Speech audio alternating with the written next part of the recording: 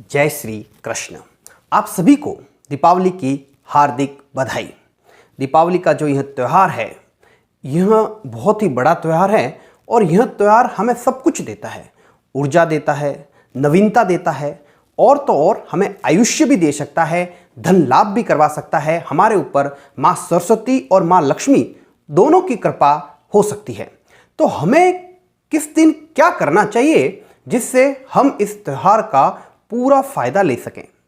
तो सबसे पहली बात तो यह है कि हमें इस मुहूर्त जो है 24 तारीख को इस बार आ रही है दीपावली, क्योंकि 25 को सूर्य ग्रहण है, तो 24 को भी बहुत से मुहूर्त आप अखबार में देखते होंगे कि इतने बजे से इतने बजे तक वृषभ लगन है, इतने बजे से इतने बजे तक सिंह लगन है, इतने बजे तक इतने से इतने तक शुभ का चौगड़िया, लाभ का चौगड़िया। तो आपके दिमाग में एक प्रश्न हमेशा ही रहता होगा कि मुझे किस मुहूर्त में दीपावली की लक्ष्मी पूजा करनी चाहिए और क्यों, और कौन सा मुहूर्त जो है वो सबसे बेस्ट होता है।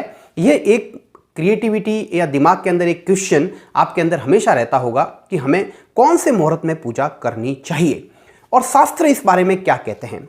तो इस बार जैसे कि दीपावली 24 तारीख को है, तो दो मुहूर्त जो स्थायी लगन वाले मुहूर्त कहे जाते हैं, जैसे वृषभ लगन और सिंह लगन। तो वृषभ लगन जो शुरू होगा वो लगभग 6:48 से शुरू होकर 8:58 के बीच में रहेगा, मतलब 7 से 9 बजे तक का टाइम रहेगा। और फिर जो सिंह लगन जो आएगा वो रात को 1:32 से शुरू होकर लगभग 3:48 तक रहेगा। तो ये मतलब 2 घंटे आपको लगभग मिलते हैं शाम के समय, और 2 घंटे लगभग आपको मिलते हैं मध्य रात्रि के बाद में। तो अब आपके मन में ये क्वेश्चन रहता होगा कि हमें लक्ष्मी जी की पूजा किस मुहूर्त में करनी चाहिए? वृषभ लगन में करनी चाहिए, सिंह लगन में करनी चाहिए, या किसी शुभ के चौगड़िए में, लाभ के चौगड़िए में करनी चाहिए? तो मैं अब आपका यहां पर यह उलझन मिटाना चाहता हूं कि शास्त्र क्या कहते हैं कि लक्ष्मी जी की पूजा हमें कब करनी चाहिए, वृषभ लगन में या सिंह लगन में। तो मैं आपको एक चीज बता देता हूं, हमारे जो भी शास्त्र हैं वो हमें इस तरह से कहते हैं कि मां लक्ष्मी जी की जो पूजा होती है वह प्रदोष काल में करनी चाहिए। तो प्रदोष काल कब होगा? सूर्यास्त के थोड़े से समय पहले प्रदोष काल शुरू हो जाता है और सूर्यास्त के बाद में 1 प्रहर तक जो है प्रदोष काल लगभग चलता रहता है। तो इस वजह से वृषभ लगन जो इस बार 7 से 9 बजे के बीच में आ रहा है, आपको उस समय जब है अपने घर के अंदर, अपने प्रतिष्ठान के अंदर जब आप लक्ष्मी जी की पूजा करें, तो आपको यह समय जो है वह सबसे बेस्ट समय है। आप ये नहीं सोचें कि वो मध्य रात्रि के समय जो 12 बजे के बाद का मुहूर्त होता है और रात को 1 बजे का मुहूर्त है, तो इस वजह से वह ज़्यादा चमत्कारिक है, ऐसा नहीं है। लक्ष्मी जी की पूजा प्रदोष काल में ज़्यादा अच्छी मानी गई है। तो प्रदोष काल आ रहा है शाम के वक्त, और स्थायी लगन तो दोनों ही है, वृषभ लगन भी स्थायी है और सिंह लगन भी स्थायी है। तो इस वजह से मां लक्ष्मी जी की जो पूजा आप करते हैं वह आपको प्रदोष काल के समय करनी चाहिए। मतलब वृषभ लगन भी हो जाएगा, स्थायी लगन भी हो जाएगा, और इस समय उपरोक्त जो होगा आप लक्ष्मी जी की जो पूजा करें वह शास्त्रार्थ होगी। अब कुछ लोगों का है तो फिर सिंह लगन की उपयोगिता क्यों? मध्य रात्रि के बाद के आने वाला यह सिंह लगन जो है वह इतना महत्वपूर्ण क्यों माना गया? तो इसकी भी एक बहुत ही अच्छी बात बताता हूं मैं आपको। सिंह लगन वास्तव में विशेष होता है और मध्य रात्रि के बाद में आया हुआ है, तो इस वजह से इसका भी बहुत ज़्यादा महत्वपूर्ण रोल है। लेकिन कब? अगर आप कोई सिद्धि का प्रयोग करना चाहते हैं, अगर आप कोई यंत्र की पूजा करना चाहते हैं, अगर आप कोई साधना करना चाहते हैं, या अगर आप कोई तांत्रिक विधि करना चाहते हैं, तो इस तरह की अगर आप कोई साधना करना चाहते हैं या यंत्र को आप जो ऊर्जावान बनाना चाहते हैं, यंत्र के अंदर ऊर्जा डालना चाहते हैं, या यंत्र से ऊर्जा उत्पन्न करना चाहते हैं, या फिर अगर आप कोई भी साधना में लीन हैं और अपनी साधना की सिद्धि करना चाहते हैं, तो फिर आपको वह समय आपको पूजा करनी चाहिए। तो अगर आपके पास में श्री यंत्र है और आप श्री यंत्र की पूजा करते हैं, तो आपको श्री यंत्र की पूजा जो है, या आपके पास में कोई भी यंत्र है जिसकी आप पूजा करते हैं, दीपावली के दिन पूजा करनी ही चाहिए, तो वह आपको रात को सिंह लगन में करनी चाहिए।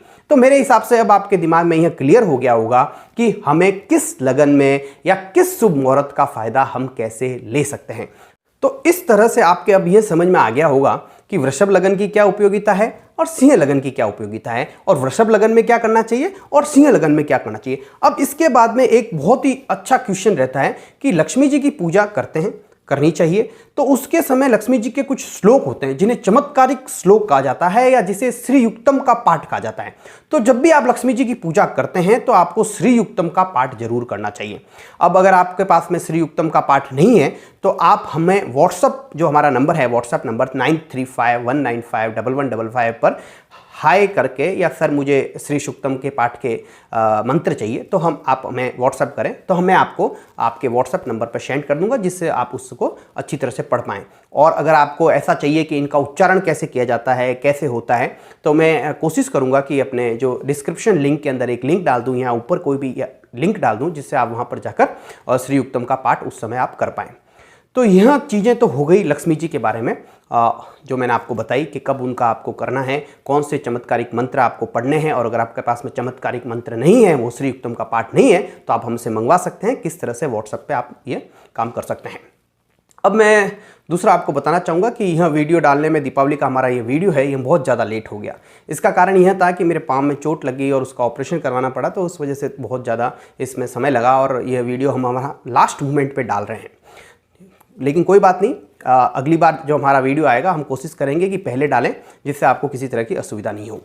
अब मैं आपको ये बताना चाहता हूँ कि जैसे कि आपने यह देखा कि हमें लक्ष्मी जी की पूजा में चमत्कारिक मंत्र पढ़ने चाहिए, लेकिन जब भी आप लक्ष्मी जी की पूजा करते हैं तो साथ में जो है अपनों को विष्णु भगवान की पूजा करनी ही होती है। यह बहुत ही ज़्यादा महत्वपूर्ण है, इस बात को आपको ध्यान रखना चाहिए।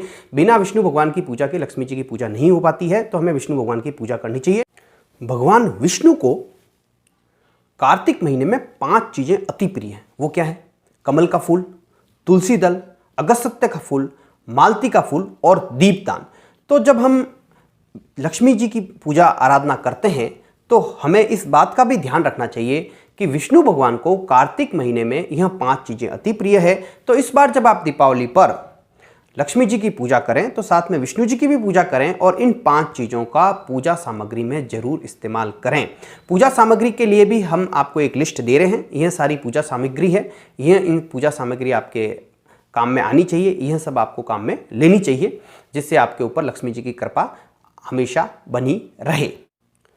अब मैं आपको एक विशेष उपाय बताना जा रहा हूं और यह आपके आयु के लिए बहुत ही अच्छा है। अगर आपको कोई लंबी बीमारी चल रही है, अगर कोई भी छोटी मोटी बीमारी है, तो आपको एक उपाय जरूर करना चाहिए। वह उपाय यह है कि रव चौदस के दिन अर्थात 24 तारीख को आपको अपामार्क जो होता है, अपामार्क या चिचड़ा जिसको कहा जाता है, आप स्नान करते वक्त सुबह के समय ब्रह्म मुहूर्त में सूर्योदय के पहले जब आप स्नान करें तो अपामार्क को अपने सर के ऊपर घुमाएं और घुमाते वक्त उससे निवेदन करें कि आप मेरे सारे पाप और सारी जो पीड़ा हैं वह हर लें, और उसके बाद में उसको जो है आप कहीं पर अच्छी जगह पर रख कर आ जाएं, घर के बाहर, या अगर पानी के अंदर कहीं पर आप डाल सकते हैं तो पानी के अंदर, बहते पानी में उसको आप डाल के आ जाएं।